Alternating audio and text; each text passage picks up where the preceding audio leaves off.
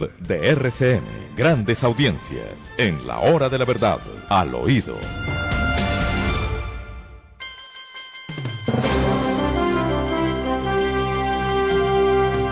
Bien, al oído, queridos amigos. ¿Cuándo vamos a tener pues la carretera transversal del país que venga desde la Orinoquia hasta Buenaventura?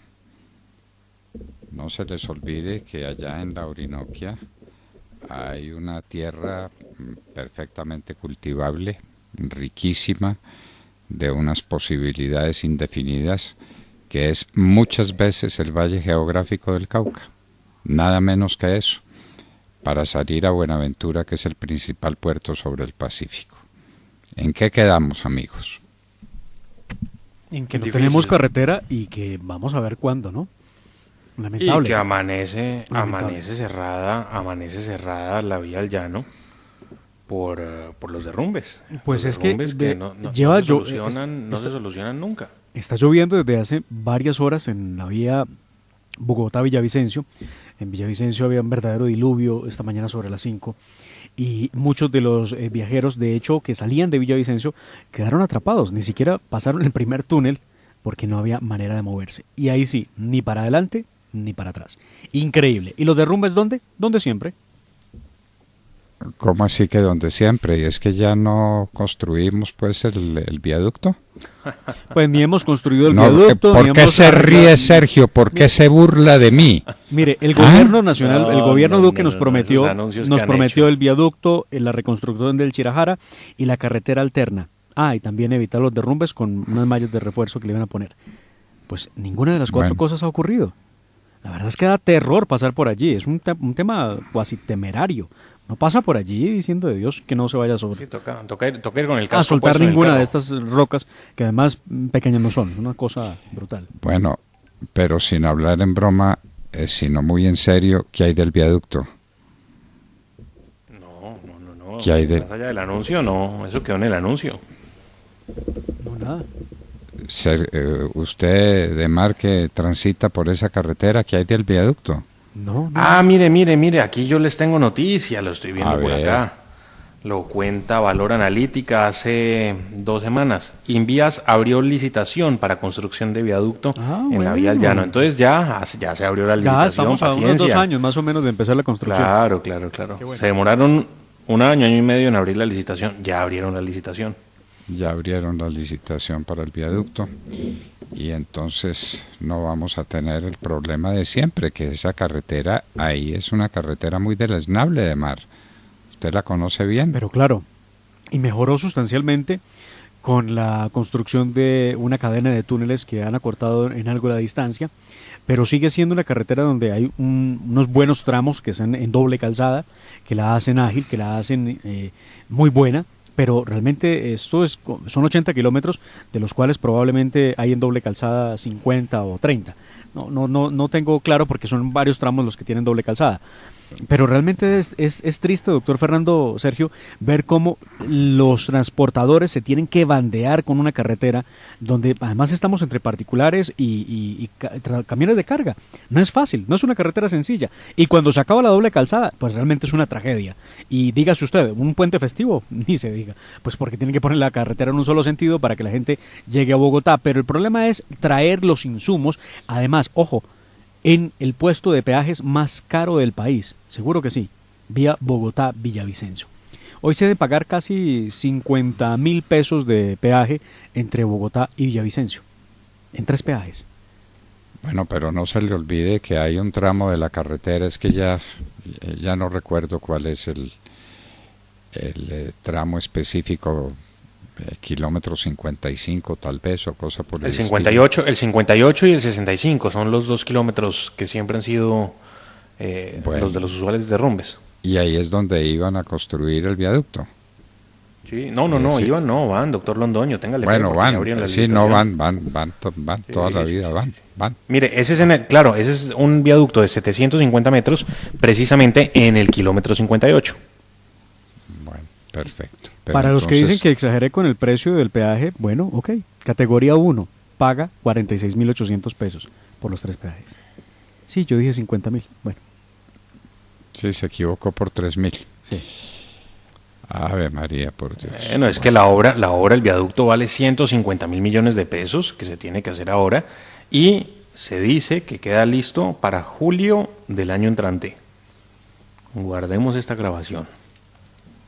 ¿Julio del año entrante? Sí, señora. Pero va a ser una construcción velocísima. Sí. ¿Y en qué va el puente del Chirajara? Pues en nada, yo me he pasado por allí, seguramente la última vez que lo hice fue hace quizá 2 meses y pues no veo nada. ¿Nada? No. Pues lo único que queda de Chirajara, que quedará para un museo, es una de los pilones, de las bases donde arrancaba el puente. Eso quedó en pie. De resto nada. ¿Y la carretera alterna? Pues tampoco. Es que la carretera alterna, la vía antigua al llano, es un desastre, es una vergüenza. Eso no, nadie pues, bueno, los que tienen que utilizarla son los motociclistas porque no se les permite el paso por el túnel que comunica llegando a Villavicencio, pero es un desastre. Nadie ha dicho que sea una buena carretera hoy. La verdad es increíble. Pero además, mire que no solamente pasa, doctor Fernando, con el tema de Chirajara, con la vía Bogotá-Villavicencio, sino también con lo que venimos viendo en el desarrollo del túnel de la línea. ¿Recuerda usted que aquí también hay que terminar unas obras complementarias y todavía nos anuncian que no están listas, que dentro de poco darán a conocer cuando se terminen las obras complementarias? Algunos ya dicen esa obra la iba a inaugurar el doctor Germán Vargas Lleras. No, creo que se la alcanzó a inaugurar 2 veces, sí. 2 veces la alcanzó a inaugurar. Sí, como saludó al Chirajara un mes antes de que se cayera. Entonces tenemos el puente y no tenemos las obras complementarias que desembocan en Calarcá. Claro, lo que falta es la doble calzada entre Cajamarca y Bagué, una concesión que tiene la Agencia Nacional de Infraestructura, que tiene como fecha de terminación el año 2023, para poder decir pues que existe doble calzada Bogotá-Calarcá, y la doble calzada Calarcá-La Paila, que sigue en estudios y esperan iniciar obras en 2022, cuando tengan listo todo el plan de manejo ambiental y se están recibiendo las propuestas sobre el trazado de la importante conexión vial. No estamos lejos todavía, nos falta. Pero también hay unas obras complementarias que hay que hacer entre el túnel yendo de Bogotá hacia Calarcá, entre el túnel y Calarcá. Hay unas obras complementarias que hay que construir. Que son las que se van a entregar presuntamente en 2 meses, ¿no? Esas obras complementarias de las que usted está hablando. No, pero pues en unos meses estamos hace muchísimos meses. Pero pues hagamos de cuenta que va tan rápido como la construcción del metro de Bogotá, más o menos. Qué cosa, por Dios.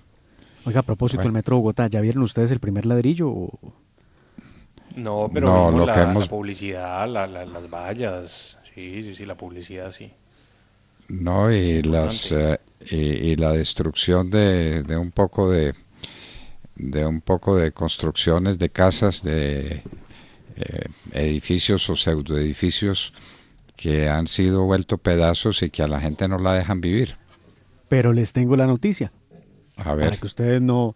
Al oído. El 17 de agosto, en 7 días, arranca la construcción del patio taller del metro de Bogotá. Vea pues. Bueno, les tengo noticia, vea. Bueno, el patio taller. Importantísimo. Muy bien. No sé cuántos entienden qué es el patio taller ni cómo funciona, pero bueno, es parte de la construcción. Bueno, cambiemos de tema y volvamos a uno que nos mortifica mucho, y es saber finalmente qué pasa con el juicio al presidente Álvaro Uribe, porque entendemos que ya el fiscal encargado del tema dejó perfecta claridad sobre el asunto y por cuál razón está pidiendo que se archive ese proceso que no tiene ni pies ni cabeza contra el presidente Uribe. Pero entonces ahora vienen las víctimas. ¿Y esas víctimas cuándo van a hablar? La víctima como Montealegre, que es una víctima directa del presidente Álvaro Uribe, pero esto es una ridiculez, por Dios. ¿Cómo puede ser eso? ¿Cómo lo puede tolerar el derecho colombiano? Pero a ver, ¿cuándo habla Montealegre? Pues vea, doctor Fernando, no sé cuándo está agendado la intervención del doctor Montealegre. Lo que sí le cuento es que ayer durante la diligencia el fiscal Gabriel Jaimes presentó varias de las grabaciones y declaraciones juramentadas para sustentar obviamente la solicitud de preclusión de la investigación en contra del ex senador y presidente Álvaro Uribe Vélez, recuerde usted, por los delitos de fraude procesal y soborno. Resulta que ha presentado esas grabaciones respecto de la actuación de Diego Cadena, quien fuera abogado del expresidente Álvaro Uribe Vélez, y donde quedó demostrado que en ningún momento, en ninguna grabación, ningún escrito, y mucho menos a través de testimonios, se puede asegurar que el expresidente Álvaro Uribe diera instrucciones a Diego Cadena de entregar dinero o dádivas a cambio de testimonios a los que figuran como testigos. Esta es una de las razones, de los momentos más importantes de la audiencia, porque realmente se conoció de declaraciones que nadie tenía, que ningún medio de comunicación había publicado, y pues simplemente usted hace el barrido y no encuentra nada que involucre al expresidente Álvaro Uribe Vélez. Pero hubo sorpresa en medio del proceso. Mire usted. ¿Cuál?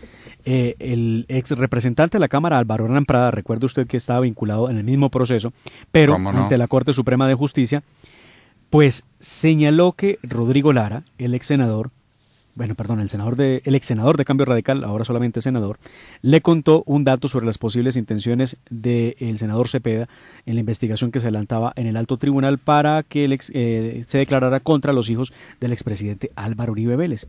Eso dijo Álvaro Hernán Prada, que tendremos que buscar en la hora de la verdad para que nos amplíe eso que ha dicho y que es de la mayor gravedad. Porque, ¿de qué estaban hablando? Estaban hablando de la participación, recuerden ustedes, de un viaje a los Estados Unidos, donde estaba Piedad Córdoba, estaba el senador contraparte del expresidente Uribe, y Rodrigo Lara. Y Rodrigo Lara dijo que no firmó algunas de esas actas de trabajo que hicieron porque se decían cosas que no eran ciertas. Vamos a ver qué nos puede contar el representante Álvaro Hernán Prada al respecto, porque pues esto es muy grave. Se trataba de acusar de alguna manera o de involucrar a los hijos del expresidente Uribe en ese proceso. Álvaro Hernán Prada, que se quedaron con la renuncia de él, pero no se quedaron con el cambio de jurisdicción. Se quedaron con él, sí. No le aceptaron que su renuncia significara que saliera de la jurisdicción ordinaria. Increíble. ¿Y explicaron por qué, Edemar?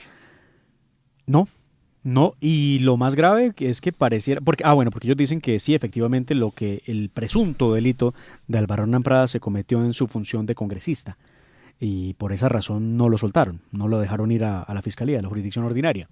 Pero además es que en el auto y en todo el proceso de Álvaro Hernán Prada aparece que le señalan a él de ser director del Centro Democrático en el Huila, lo que no es cierto.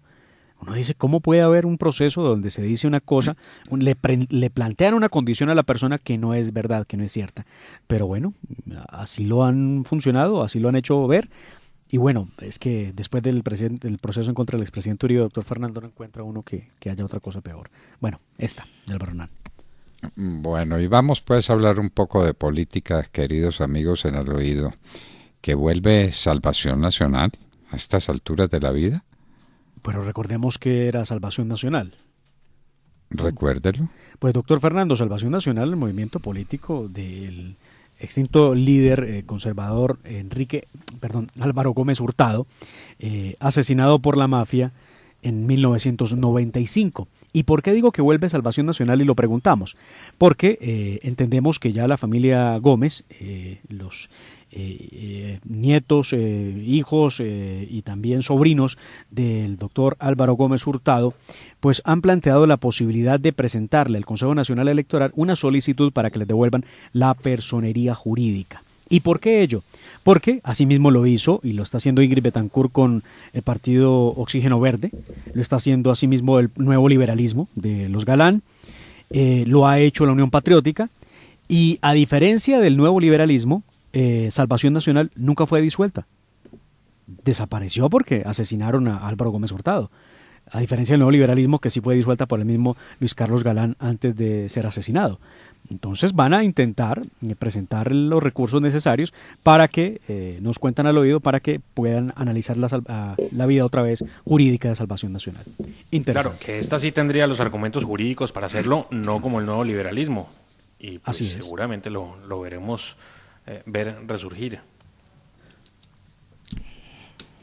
Ave María, por Dios. Bueno, les cuento que hay mucha conmoción y mucho malestar con la contribución que nos hizo en esta oportunidad Carlos Alberto Montaner sobre los mercenarios colombianos.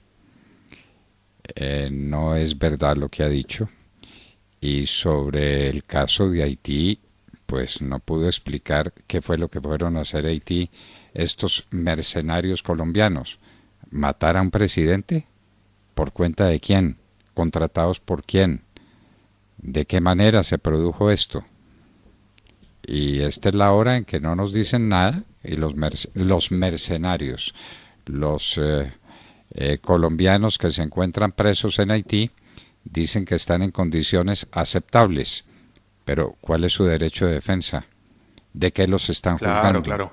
El debido proceso que debe venir ahora. La noticia en Haití en este momento o en relación con estos militares en retiro tiene que ver primero con la Cancillería, que ha anunciado que el vicecanciller Francisco Echeverry va a viajar a Haití junto con un grupo de familiares para repatriar los cuerpos de 3 de los militares que fueron asesinados o dados de baja o como se quiera en medio de esos tan confusos hechos.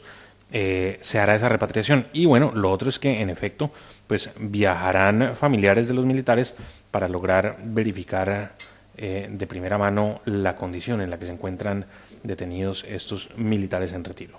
Pero habrá que ver el proceso que se les va a seguir, ¿no? Defensa, ¿y qué derecho a la defensa tienen, por amor de Dios?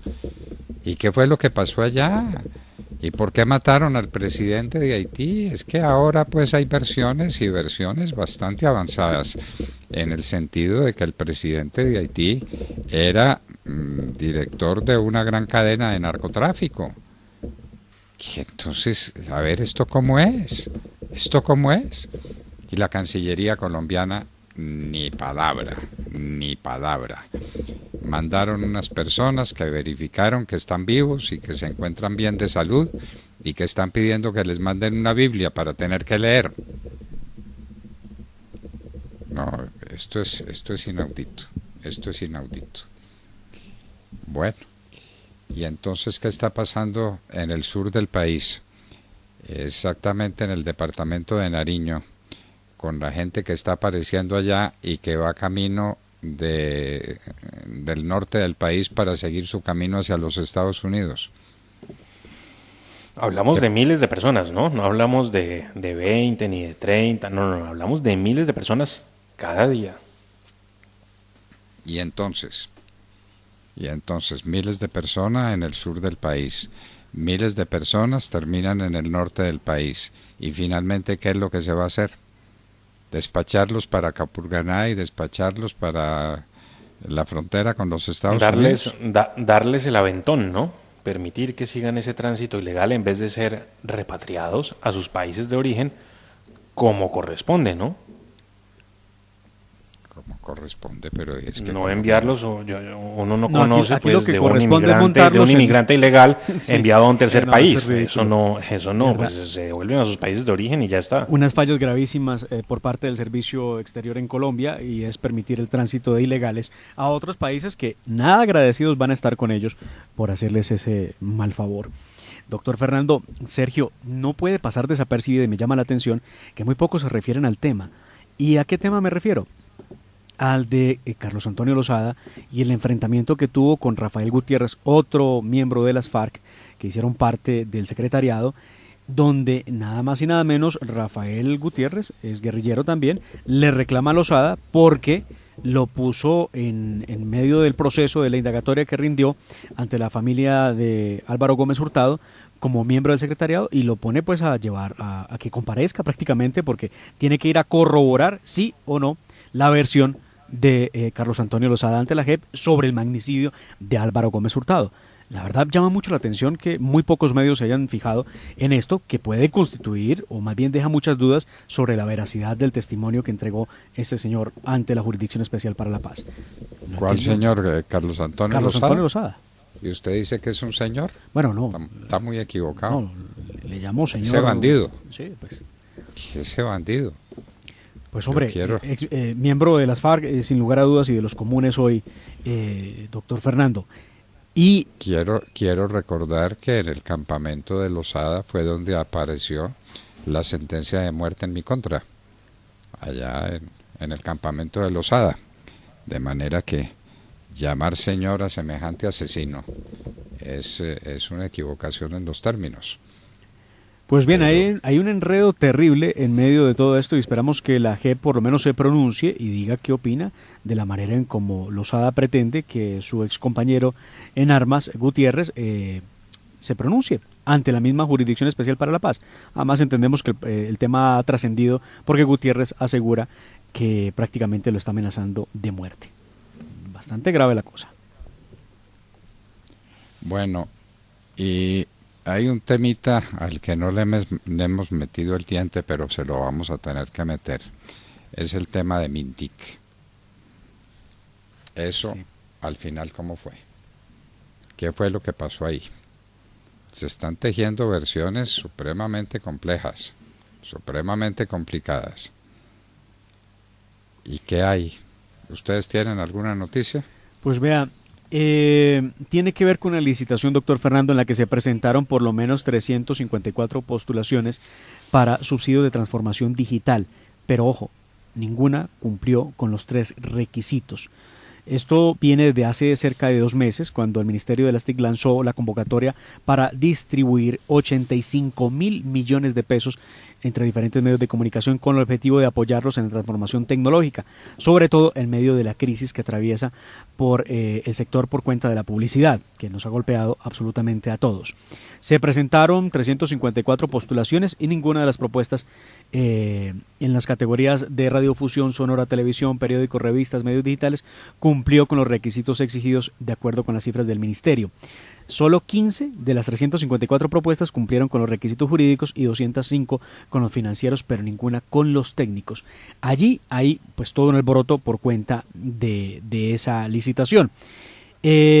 Para los expertos que han sido consultados respecto al tema, doctor Fernando, este hecho no necesariamente habla mal de la tarea que han hecho los medios de comunicación para presentar las propuestas, sino más bien de cómo están manejando los términos de la convocatoria en el Ministerio. Claro, de cómo se estructuró, pero no solamente es eso, Ademar, también es el tema del escándalo, el otro escándalo que hay con el contrato del Internet para zonas rurales. Ese es el otro gran escándalo, sí, señor. Y ese es el otro gran escándalo, un tema en donde aparentemente el que quedó con la adjudicación de ese contrato habría falseado una póliza de seguro, incluso falsificando correos electrónicos y demás, y eso pues obviamente es un escándalo muy grande y muy preocupante.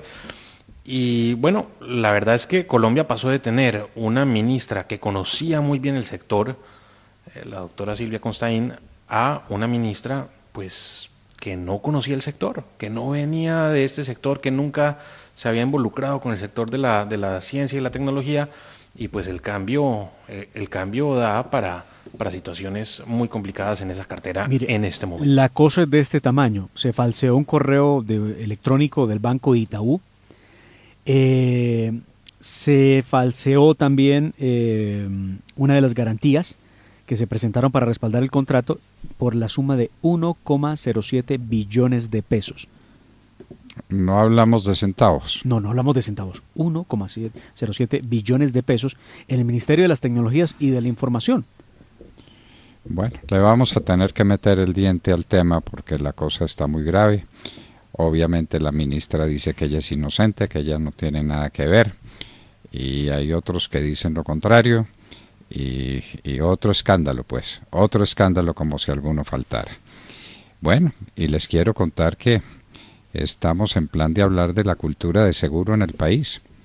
¿Hay una cultura de seguro en el país?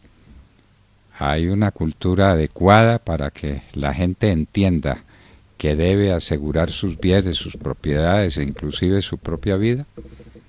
Estaremos con Miguel Gómez Martínez, presidente de Fasecolda, en un minuto, y les hablábamos al oído.